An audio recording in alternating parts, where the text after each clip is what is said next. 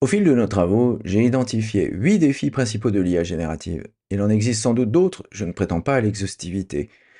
Une récente interview donnée à un élève en exécutif de master à Rennes School of Management, c'est la nouvelle façon de dire, pour Sub 2 Rennes, mais bon, m'a permis de rassembler mes réflexions sur l'IA, le contenu et en particulier l'IA générative. J'en ai profité pour me livrer à un exercice de synthétisation de mes paroles par l'IA. Alors que je trouvais cette fonction complètement inutile par le passé, je reconnais aujourd'hui des avancées spectaculaires dans ce domaine, au point que je ne pense plus qu'il faille l'écarter. Toutefois, comme le montre l'exemple ci-dessous, de nombreuses adaptations restent à la charge de l'auteur en fin de compte. En conclusion, cela sonne un peu comme la traduction automatique. L'outil ne fait pas gagner véritablement de temps, quand on maîtrise son sujet sans temps, mais permet de se débarrasser d'une tâche fastidieuse et sans valeur ajoutée. Mes recherches sur le sujet vont se poursuivre et il ne fait aucun doute que notre perception de ces outils et de leur utilité évoluera au fil du temps. Des interviews, des chiffres, des faits, des études. Pas de blabla, ce sont les podcasts de Visionary Marketing disponibles sur toutes les bonnes chaînes de balado-diffusion. Bonjour et bienvenue dans les podcasts de Visionary Marketing, le sujet du jour, les 8 défis de l'intelligence artificielle générative. Alors d'abord, passons un peu de temps à expliquer la méthode utilisée pour résumer mon travail sur les défis de l'IA générative. Ce travail est en fait un résumé de mes paroles prononcées lors d'une interview qui me permet d'évaluer à la fois l'outil de synthétisation, ici j'ai choisi Claude.ai, qui a fourni le meilleur résultat. Il me permet également l'opportunité de publier un récapitulatif de mes travaux sur l'IA générative. Vous les trouverez en lien dans l'article, mais bien entendu pas dans le podcast. C'est un peu difficile de cliquer dans un podcast. Enfin, ce travail est également une préparation de mon futur cours sur la création de contenu et l'IA générative de 2024-2025 auprès de 1000 élèves d'Omnes Education Group. D'ailleurs, je continuerai à publier régulièrement sur ces sujets tout au long de l'été, puisque je suis en train de préparer ce cours. Alors, pour résumer mes propres paroles, j'ai procédé par étapes. Premièrement, j'ai extrait la vidéo que j'ai transformée en fichier audio, un M4A pour être précis. J'ai traité ce fichier audio pour en tirer une transcription fidèle avec Gladia.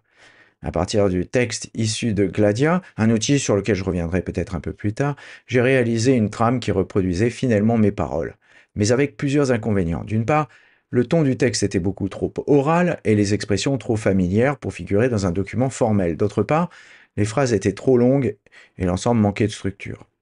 J'ai ensuite comparé les résumés structurés, c'est le 4e point, de ce texte réalisé par ChatGPT 4o, Perplexity.ai et Claude.ai, les 3 outils me fournissant un résumé de mes propres paroles.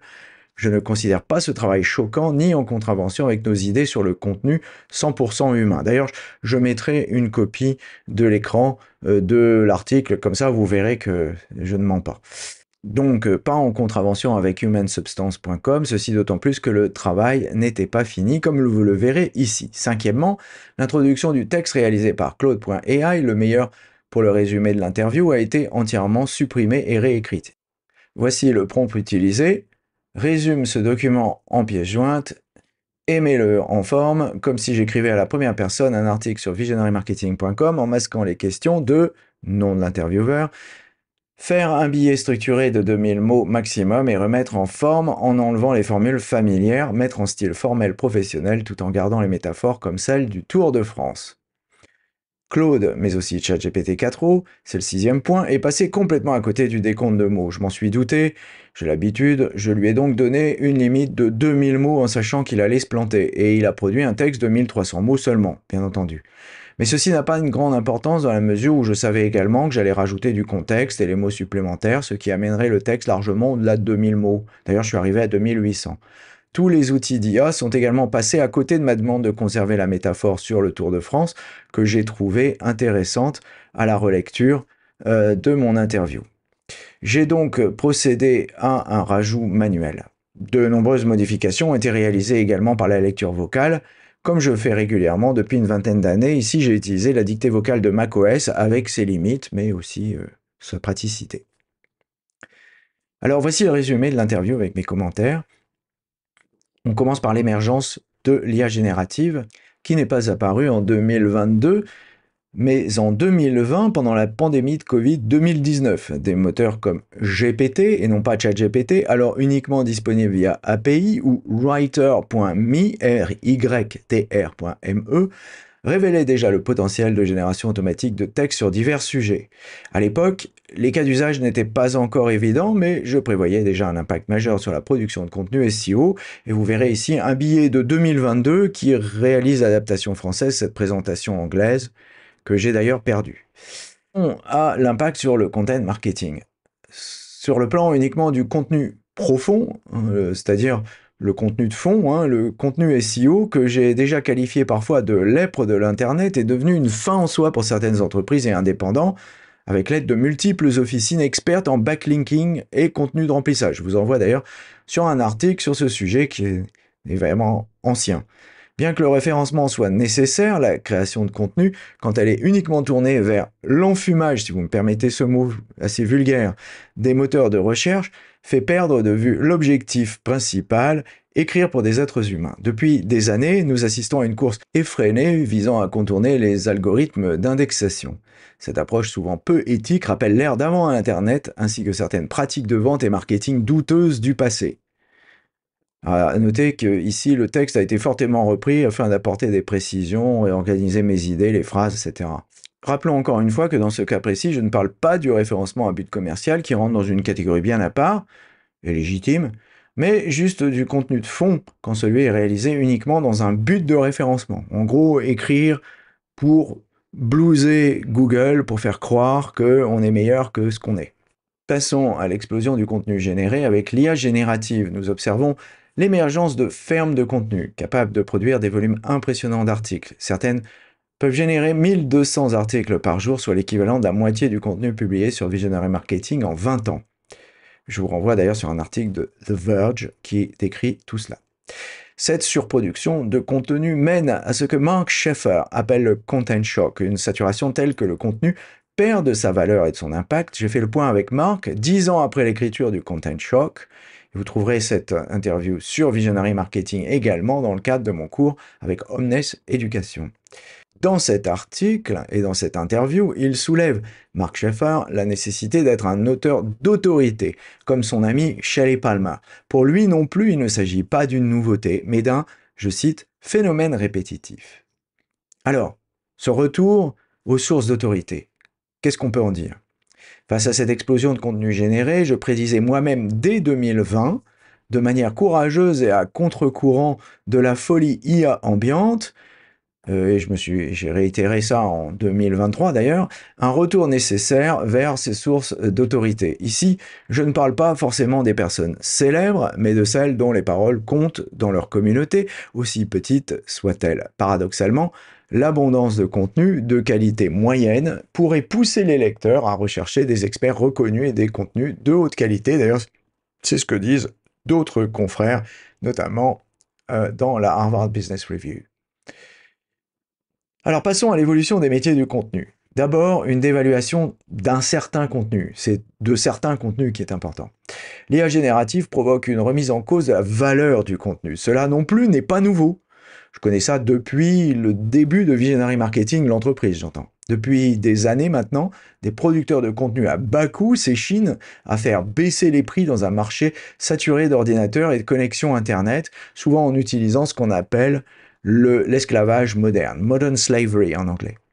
D'ailleurs, quand on signe une affaire avec une entreprise anglaise ou américaine, dont pourtant on fustige le manque d'éthique, eh bien, vous êtes obligé de signer, la plupart du temps, un contrat dans lequel vous engagez à ne pas faire d'esclavage moderne, ne pas recourir à l'esclavage moderne. Bien entendu, en France, où on donne beaucoup de leçons, on ne le fait pas.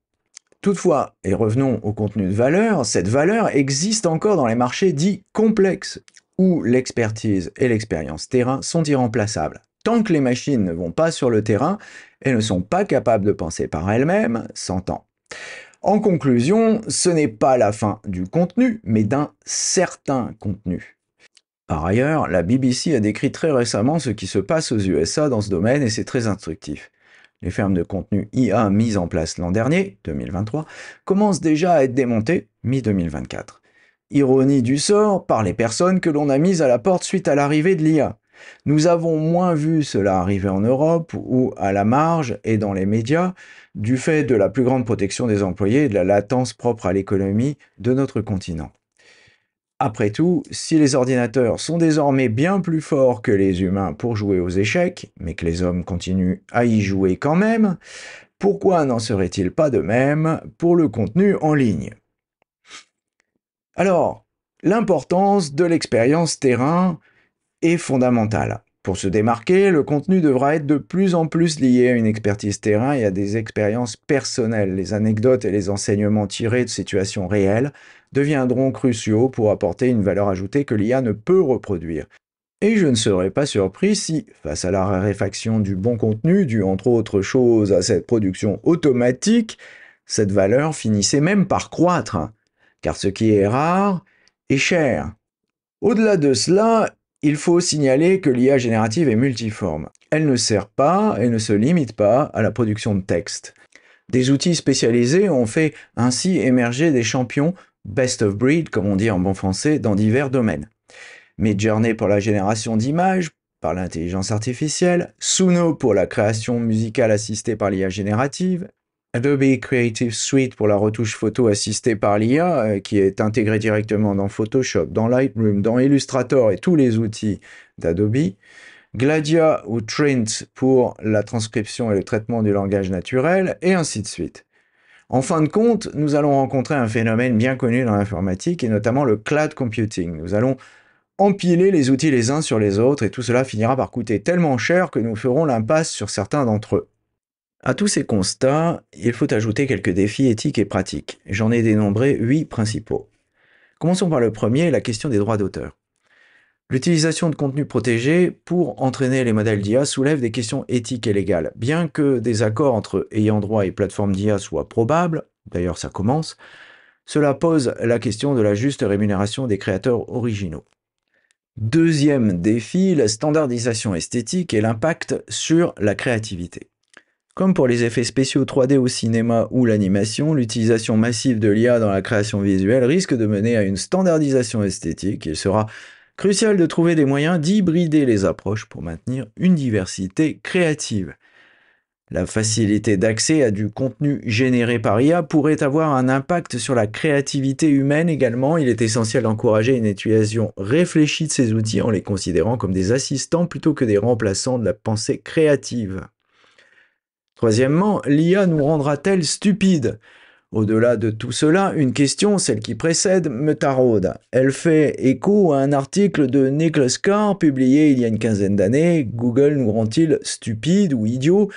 Aujourd'hui, nous devons nous interroger sur l'impact de l'IA, sur nos capacités cognitives et notre créativité. Quatrième point, l'importance de l'esprit critique. Il est crucial d'encourager les nouvelles générations à développer leur esprit critique face au contenu généré par IA. Les étudiants doivent apprendre à évaluer la pertinence et la qualité des informations, qu'elles soient produites par des humains ou des machines d'ailleurs. C'est dans cet esprit que nous avons formé 1000 élèves en 2023 à Ecomness Education et que nous réitérerons cette expérience cette année. Cinquième point, productivité versus apprentissage. L'utilisation de l'IA pour gagner du temps ne doit pas se faire au détriment de l'apprentissage ni de la réflexion personnelle. Il faut trouver un équilibre entre l'efficacité apportée par ces outils et le développement de nos propres compétences. Et comme je l'ai déjà souligné, notre appréciation évolue et évoluera encore au fil du temps. Ce que nous trouvons aujourd'hui efficace avec l'usage, nous le trouvons moins performant demain. Parfois, c'est l'inverse. Nos perceptions évoluent, car au fil de l'utilisation des outils, nos niveaux d'exigence évoluent. Ceci d'autant plus que ces outils aussi évoluent et pas toujours dans le bon sens. Et je vous renvoie vers la courbe de Cathy Sierra. Sixième point, l'impact économique de l'IA, une question complexe. Enfin, évaluer l'impact économique réel de l'IA, comme celui d'Internet avant elle, est un exercice complexe. Des économistes débattent encore de l'effet net d'Internet sur l'économie, 35 ans après son invention. Václav Smil, pourtant l'auteur favori de Bill Gates selon son éditeur, le déclare même nul, même si Smil exagère un peu. La science économique est encore trop peu encline à trouver des preuves de l'augmentation de la productivité par le digital dans les pays occidentaux. Productivité qui, rappelons-le, décline depuis les années 60, contrairement aux apparences.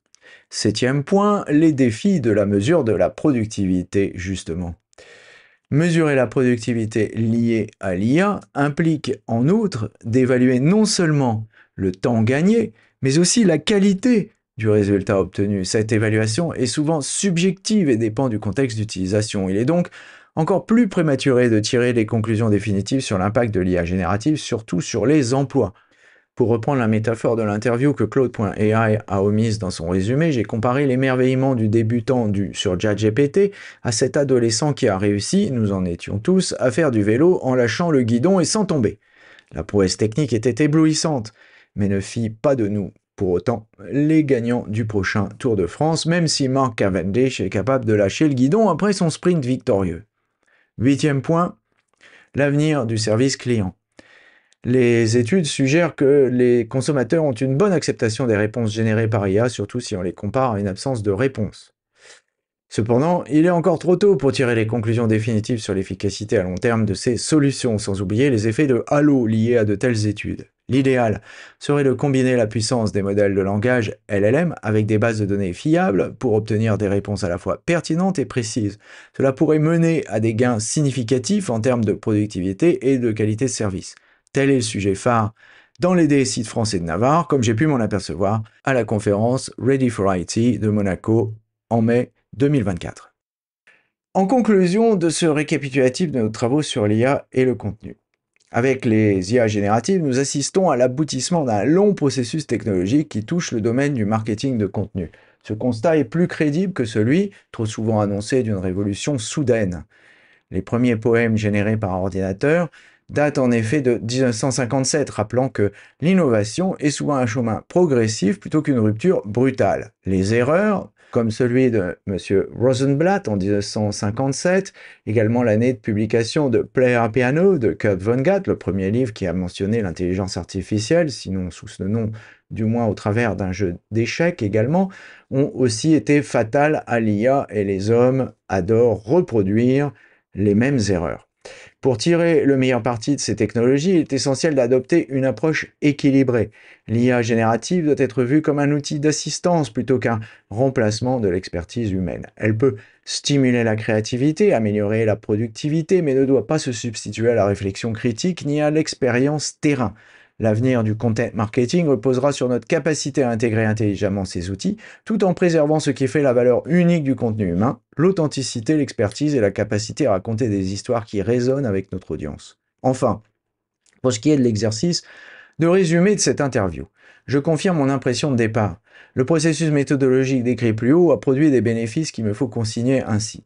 Grâce à la transcription, c'est le premier point, et au résumé IA, et malgré le fait que j'ai utilisé 3 outils dont j'ai comparé les résultats afin de les évaluer, j'ai gagné en temps et en efficacité. Je suis arrivé en effet rapidement à un résultat à peu près correct si j'omets l'introduction, surtout, il était fidèle. Ensuite, j'ai corrigé le texte, soit que des détails importants aient été omis, soit que j'ai voulu en rajouter de nouveaux. J'ai également ajouté des liens pertinents de mon texte vers les articles plus détaillés de visionarymarketing.com, mais avec du recul, je me suis dit que Claude pouvait faire cela également. Je suis donc allé corriger mon prompt en lui demandant de rajouter des liens pertinents de mon site dans le texte, ce qu'il a fait promptement, sans jeu de mots, en insérant des liens inexistants. Une belle hallucination. Toutefois, je ne doute pas que l'on puisse corriger cela dans le temps, ce qui aurait pu être utile et me faire gagner également beaucoup de temps. Après tout, c'est moi qui ai écrit ce texte, donc il n'y a pas de problème. En conclusion, je suis arrivé à un texte de 2800 mots sur la base d'un texte initial de 1300 mots.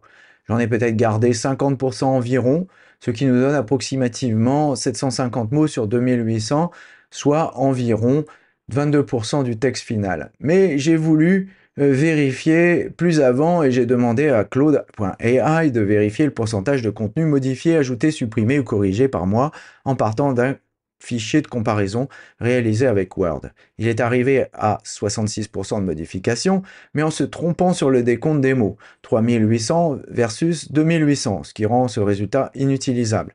ChatGPT 4o est quant à lui parti dans des travaux au long cours pour arriver au résultat de pourcentage de modification de 5,59%, un pourcentage d'ajout de 311,89%, c'est précis, et un pourcentage de suppression de 93,01%, encore plus précis. Je ne sais quoi penser de ces chiffres. Alors, j'ai donc recouru à la macro conçue par Alan Wyatt, qui fonctionne bien et donne un résultat instantané. Voici les chiffres fournis par la macro en nombre de mots. Insertion 2728 mots, soit 97% du texte, suppression 267. Pas sûr qu'additionner ces chiffres non plus permette d'arriver à un résultat satisfaisant, mais ce que je comprends, c'est que l'essentiel de mon texte a été écrit par moi-même en fin de compte. J'aurais bien entendu pu laisser le résumé tel que Claude.ai l'avait produit. Il était tout à fait lisible, mais il ne représentait pas forcément ce que j'avais envie de dire, ni n'était dans la forme où je voulais que cela soit dit. En conclusion, j'ai mis environ 3 heures pour rédiger ce texte, ce qui n'est pas trop loin de ce que cela m'aurait pris si je l'avais rédigé entièrement, manuellement à partir de la transcription. Et si je l'avais fait sans transcription, j'aurais dû repartir de mon souvenir de l'interview en question. Celui-ci, d'ailleurs, n'aurait peut-être pas été très fidèle. Le principal intérêt de cet exercice avec l'IA a été de m'éviter de me remémorer cette interview. Ceci a un effet positif indéniable en termes de gain de temps, mais cela représente aussi un danger pour ce qui est de l'entraînement de mon esprit à essayer de me souvenir de ce que j'avais dit, et que je connais pourtant par cœur puisque ce n'est que le résultat de mes travaux. Cet exercice de mémoire peut être considéré comme stérile pour certains, mais il est important de se souvenir qu'une mémoire se travaille comme un muscle, si les auditeurs me pardonnent cette métaphore assez bancale. Si on la laisse se reposer, la mémoire, elle finira par devenir fainéante.